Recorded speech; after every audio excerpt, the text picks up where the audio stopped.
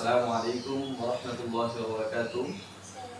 মাদ্রাসাতুর রাসূল সাল্লাল্লাহু আলাইহি ওয়াসাল্লাম আফরাসুল মাক্তাব ছাত্র ছাত্রীদেরকে আজকে পাঁচজন ছাত্রীকে কোরআন দেওয়া হয়েছে। তাদেরকে আমার পক্ষ থেকে সম্মান হিসেবে পেয়ে দেওয়া হয়েছে পাঁচজনকে। একজনকে উপরে তুলে দেখান পাঁচজনকে আমার পক্ষ থেকে।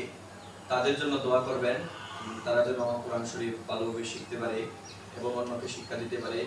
আল্লাহ রাসূল সাল্লাল্লাহু আলাইহি ওয়াসাল্লাম হাদিসের মধ্যে বলেছেন, তালাবুল ইলমি ফারিদাতুন আলা কুল্লি মুসলিমিন আও মুসলিমা।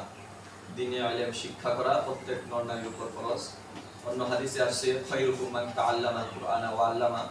তোমাদের মধ্যে সর্বোত্তম ওই ব্যক্তি যে ব্যক্তি কোরআন শিক্ষা করে এবং অপরকে শিক্ষা দেয়। তো তারা আজকে কোরআন শিক্ষা প্রথম ধাপ, এই জন্য আপনারা দোয়া করবেন।